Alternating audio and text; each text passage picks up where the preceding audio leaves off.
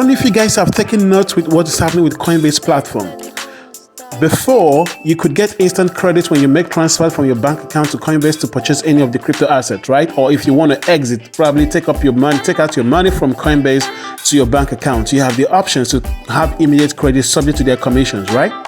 But now Coinbase has put up a notice saying we are temporarily pausing USDC to USD conversion over the weekend while banks are closed.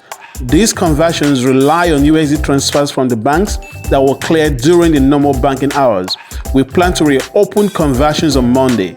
Your asset remains safe and available for on-chain sends. This is a report according to Coinbase.